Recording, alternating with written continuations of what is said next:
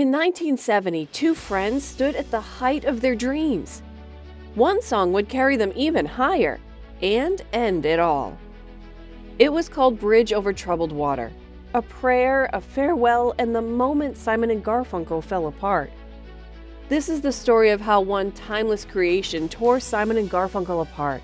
It was meant to heal. Instead, it ended everything. You'll hear a song that's so striking, so powerful, so unusual. Late 1960s, Simon and Garfunkel were at the peak of American music. Their harmonies blended so perfectly that fans said they sounded like one soul split in two. Paul Simon was the craftsman, every lyric precise, every line pure poetry. Art Garfunkel's voice turned Paul's words into pure emotion. But perfection always comes with a cost. Together, they captured a nation searching for peace and meaning in the middle of chaos. Songs like Mrs. Robinson and The Sound of Silence weren't just hits. They were reflections of a restless generation. All of a sudden, one minute it wasn't there, and the next minute the whole line was there. Garfunkel once called their bond two halves of one voice, a statement that felt eternal. Yet behind that perfect harmony, ego, control, and ambition were already drawing quiet, invisible lines between them.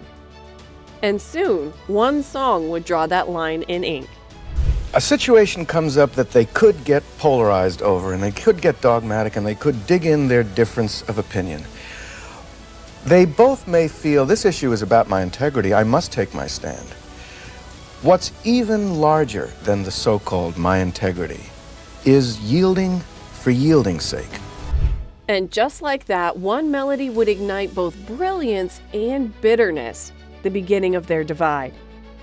It began in silence, Paul Simon alone strumming a slow, gospel-tinged progression. The rhythm lingered in the dim light, echoing the soul of the Swan Silverstone's Mary Don't You Weep. From that moment rose a melody, fragile yet divine, reaching beyond faith itself. Simon knew it was something rare, maybe the purest song he'd ever written. Keep it simple, he told himself. But simplicity wouldn't survive what came next. As Bridge Over Troubled Water took shape, he imagined it bare and honest. Just piano, voice, and unfiltered emotion. Beautifully written, and fortunately for us, he had an extensive knowledge of gospel music. Garfunkel heard something else, an orchestra, grand and cinematic. Inspiration turned into disagreement. The same song now had two hearts beating in different tempos. Both men were chasing perfection, yet their visions were beginning to pull them in opposite directions. Inside Columbia's studio, harmony began to fade beneath the layers of ambition. So you worked by yourself for a period of time, and roughly 10 or 11 years?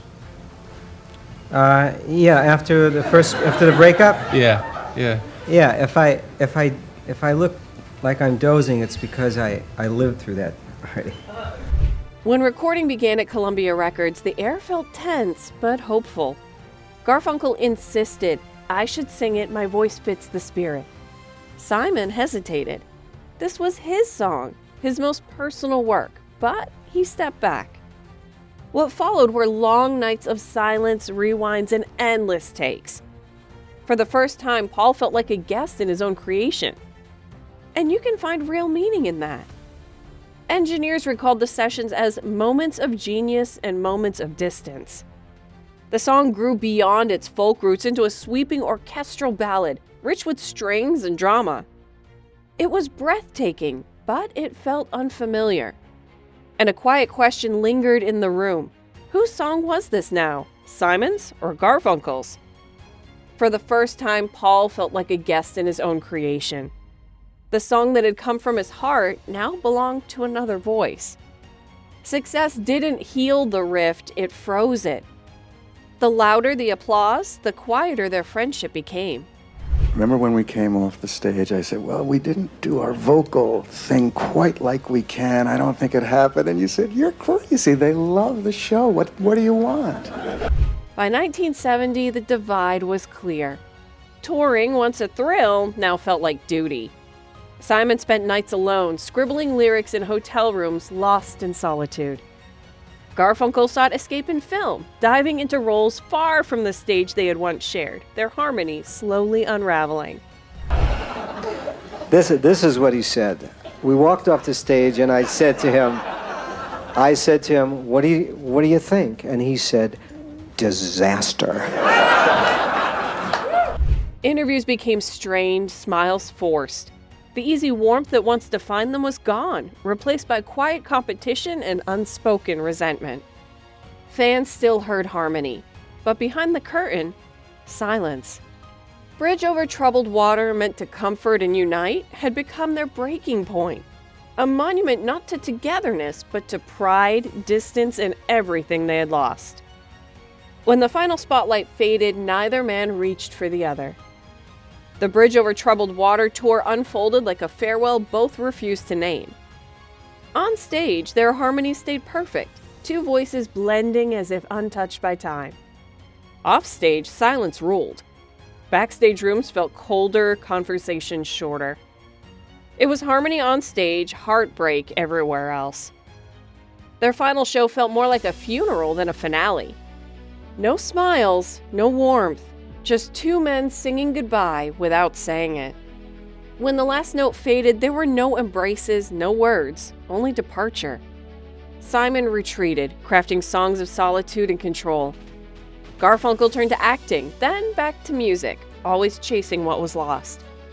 Their partnership ended at its peak, leaving the masterpiece as both triumph and fracture. But why did you break up? I mean, people said that you were, getting fed up with the sight of each other. Was it just too much of each other at that time? I think Paul knows the answer. I was never sure myself. But time, like their music, had a way of circling back. Really, we are our oldest friends. We've known each other since the age of 11. Decades later, Bridge Over Troubled Water endures as an anthem of solace and redemption. Generations who never knew the rift still feel its healing power. And though Simon and Garfunkel's paths rarely crossed, when they did, the song always called them home. At Central Park in 1981 and again in 2003, they stood side by side once more. One minute it wasn't there, and the next minute the whole line was there. It was one of the shocking. Each reunion ended the same way, with Bridge Over Troubled Water. As Garfunkel once reflected, every time we sing it, it's like forgiving each other.